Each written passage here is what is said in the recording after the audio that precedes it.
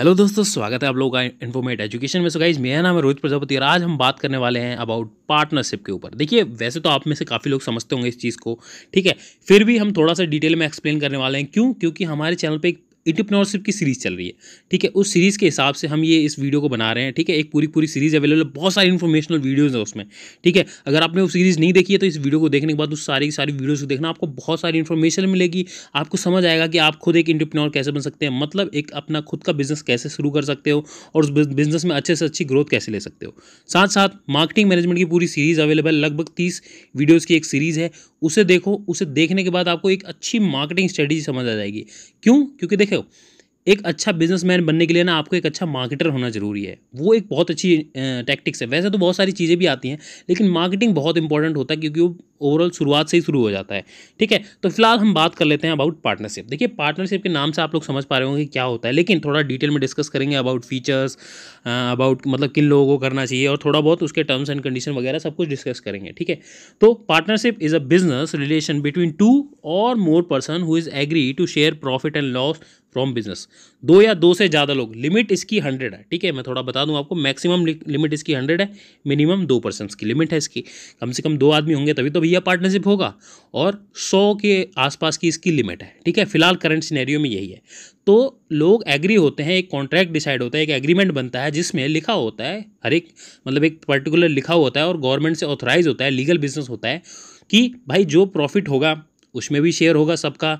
Define होगा कि कौन कितना शेयर मिलेगा किसको किसको, डिपेंड ऑन दी कंडीशन जो भी वो लोग आपस में म्यूचुअल अंडरस्टैंडिंग बना के उस एग्रीमेंट में करते हैं, ठीक है। उस हिसाब से शेयर बटेगा और साथ साथ जो लॉस होगा, लॉस भी वही लोग बियर करेंगे आपस में जो पार्टनर्स होंगे, ठीक है। तो प्रॉफिट भी होता है और शेयर भी होता है, लॉस भी होगा, दोनों चीज़ें आपस में डिस्ट्रीब्यूट होंगी। तो ये होता है सिंपल सा एक पार्टनरशिप का फंडा, ठीक है। There is a contractual agreement, जैसे मैंने बताया कि एक कॉन्ट्रैक्ट होता है, एक एग्रीमेंट होता है जो कि कंपनीज एक्ट के हिसाब से भी होता है और गवर्नमेंट के कई सारे रूल रेगुलेशन होते हैं।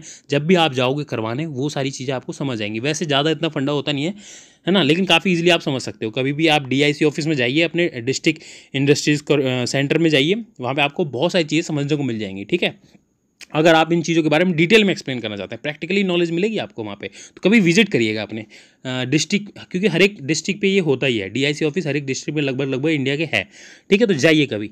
सो between all the partners who ready to run manage a business, ठीक है। तो ये कॉन्ट्रेक्चुअल एग्रीमेंट होता है उनके बीच में आपस में, ठीक है। तो मिनिमम मैंने बता दिया 2 लोग होने चाहिए और मैक्सिमम 100 लोगों के बीच में ही पार्टनरशिप अलाउड है। उससे ज़्यादा होते हैं तो ये पार्टनरशिप नहीं रहती है, ठीक है। तो ये है गाइस कुल मिला के पार्टनरशिप का फंडा। अब फिलहाल बात कर लेते हैं, देखो फीचर्स के ऊपर। देखिए, फीचर्स लगभग उसी की तरह हैं और थोड़ा बहुत उसमें और एक आध चीज़ ऐड हो जाती हैं, लाइक 2 एंड मोर पर्सन, जैसे कि मैंने ये तो पहले ही बता दिया, आप लोगों को समझा दिया।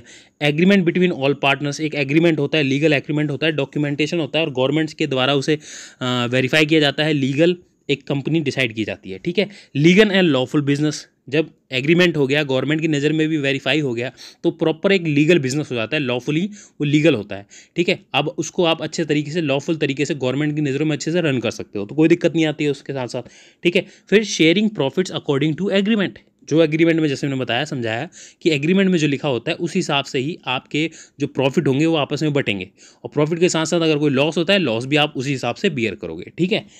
Better relationship between all partners, ये एक अच्छा रिलेशन भी बना के रखता है और एक बेटर रिलेशन बने रहते हैं आपस में जो पार्टनर्स होते हैं उनके बीच में, ठीक है। तो ये भी एक अच्छा फीचर्स होता है, ठीक है। तो गाइज, ये था कुल मिला के इसका फीचर। और फिलहाल अब बात करेंगे हम लोग एक गुड फॉर किसके लिए। चलो एक चीज़ और बता दूं मैं, एक चीज़ और रह गई।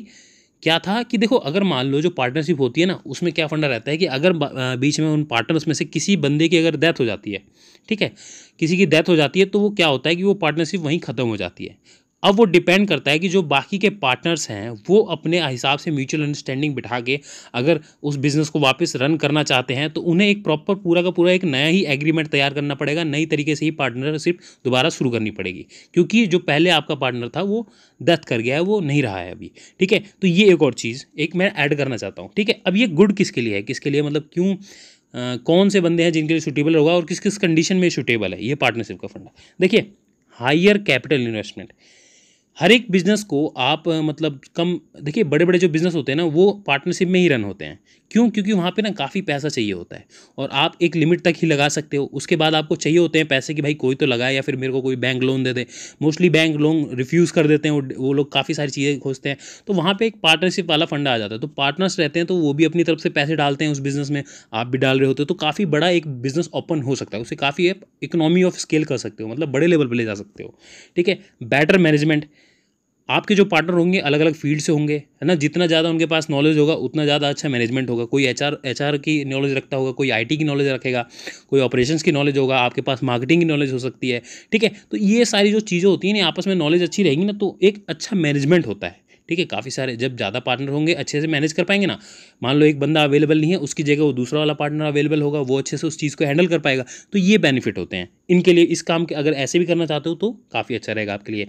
Easy in handle risk, easy होता है रिस्क को हैंडल करना। देखिए ज़्यादा पार्टनर होते हैं, अगर कोई मान लो लाख 2 लाख का नुकसान हो गया, उसको बियर करना है, तो 10 बंदे हैं तो लाख रुपए 10 बंदों में बढ़ जाएंगे, 10-10 हज़ार रुपये का नुकसान, तो उतना मतलब लगता नहीं है। और एक ही बंदे पे मान लो 1 लाख रुपये का नुकसान लग जाए, मैं एक छोटे लेवल की बात कर रहा हूँ, ये वैसे तो नुकसान बहुत बड़े बड़े भी होते हैं लोगों के, लेकिन एक बेसिक से आपको फंडा समझा रहा हूँ। तो ईजिली आप रिस्क को बियर कर सकते हैं, रिस्क को हैंडल कर सकते हो। और भी बहुत सारी अनसर्टेनिटी होती है, वहाँ पर भी बहुत सारे बेनिफिट मिलते हैं अगर आप पार्टनरशिप में अगर कोई बिजनेस रन कर रहे हो तो। Need a good relationship between partners, ये और एक अच्छा रीज़न है। देखिए, अगर आप पार्टनरशिप करना चाहते हो ना तो आपस में आपके रिलेशन, आपका आपस में आपकी अंडरस्टैंडिंग कनेक्शंस अच्छे होने चाहिए।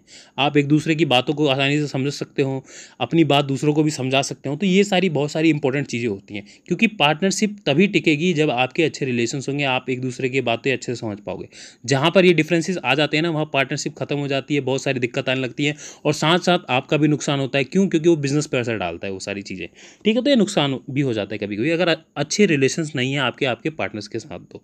और ये जीवन में भी आता है काम। ठीक है? तो अच्छे रिलेशन बना के रखने चाहिए इंसान को।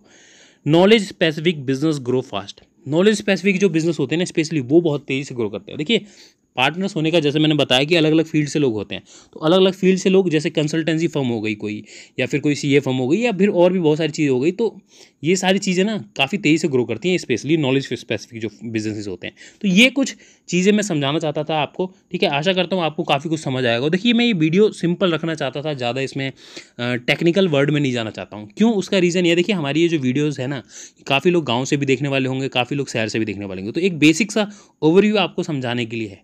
वैसे तो आप चाहो तो कभी भी अपने डीआईसी ऑफिस में जाइए, विजिट कीजिए, जो आपके डिस्ट्रिक्ट में एक ऑफिस होता है, डिस्ट्रिक्ट इंडस्ट्रीज सेंटर कहते हैं उसे, या फिर इंडस्ट्रियल सेंटर भी आप समझ सकते हो। तो डीआईसी होता है, डीआईसी ऑफिस हर ऑलमोस्ट भारत के हर एक डिस्ट्रिक्ट में अवेलेबल होगा। आप जाइए अपने डीआईसी ऑफिस में, वहाँ बहुत सारी आपको चीज़ें जानने को मिलेंगी, समझने को मिलेंगी। ठीक है? तो गाइज, आशा करता हूँ इस वीडियो से आपको काफ़ी कुछ समझ आएगा। मैं क्या समझाना चाहता था वो भी आप समझे होंगे, है ना? अपने दोस्तों के साथ शेयर कीजिए, अपने परिवार के साथ शेयर कीजिए, और जो भी माता पिता देख रहे हैं अपने बच्चे के साथ शेयर कीजिए, उसे समझाइए कि क्या क्या चीज़ें होती हैं। ठीक है? तो मिलते हैं गाइज अगली वीडियो में, तब तक के लिए नमस्कार।